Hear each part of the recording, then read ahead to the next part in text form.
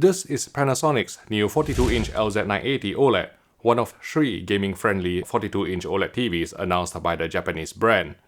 Using a Jetty 1511 spectroradiometer to measure its spectral power distribution, I confirmed that it's using a WBE OLED panel from LG Display, as evidenced by the narrower blue half-width, as well as clearer separation between the green and red peaks.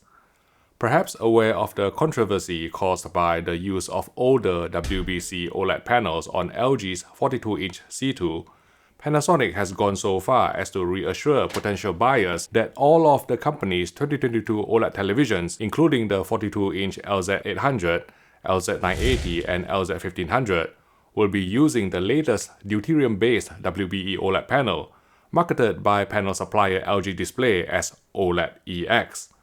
Unfortunately, this does mean that Panasonic's 42-inch OLEDs will only become available to buy in October, even though larger models will be released earlier from June onwards.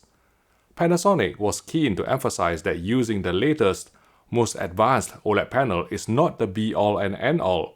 The company's expertise in near-black handling, color reproduction, and heatsink implementation are also crucial to building a superior OLED television. And indeed, 3 of Panasonic's new OLED models for 2022, namely the flagship LZ2000, the step-down LZ1500, and the mid-range LZ1000, will be equipped with a heat dissipation layer to not only allow for higher brightness output, but also clear away image retention in a quicker manner from our experience. Note that the smaller 42-inch and 48-inch LZ1500 will have a regular OLED designation and won't carry a heatsink. The 42 LZ980 and the 48 LZ1500 pre-production units I saw at a London briefing also featured a similar anti-glare coating to that implemented on last year's 48-inch JZ980, which is matte with a slight magenta tint when hit by light.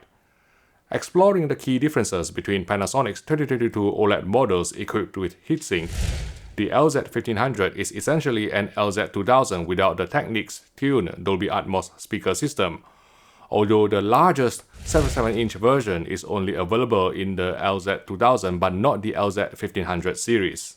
The mid-range Panasonic LZ1000 will be brighter than the entry-level LZ980 and LZ800, and indeed last year's JZ1000, but won't go as bright as the step-up LZ1500 and flagship LZ2000, probably because the LZ1000's heat dispersion layer won't be as thick, and as some of you may know, different thickness can bring a different experience.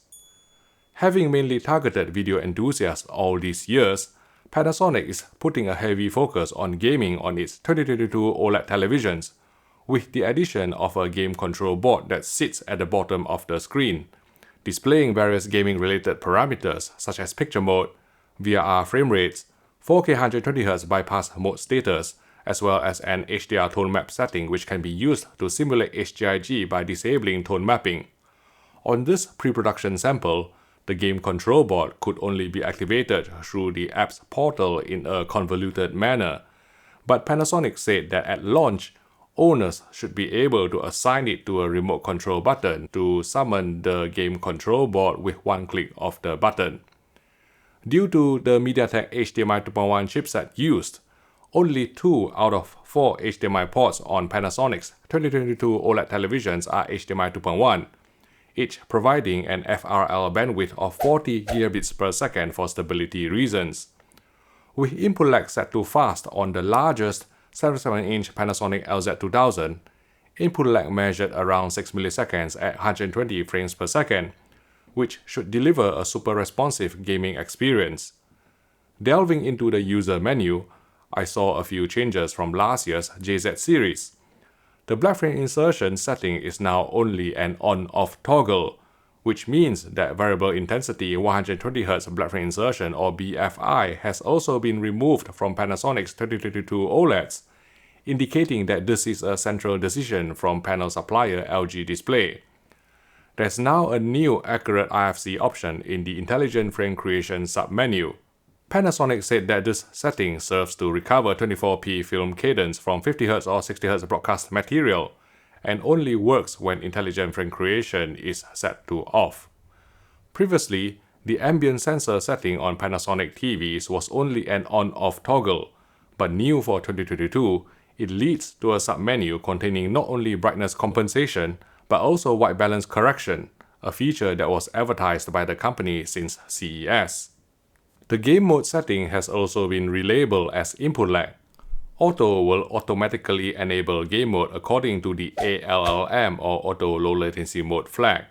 Fast will engage game mode, while normal will turn off game mode. Like on last year's model, you can turn ALLM off from the user menu, which may be helpful to some owners of the Sony PS5, which doesn't provide a way to disable ALLM from the console.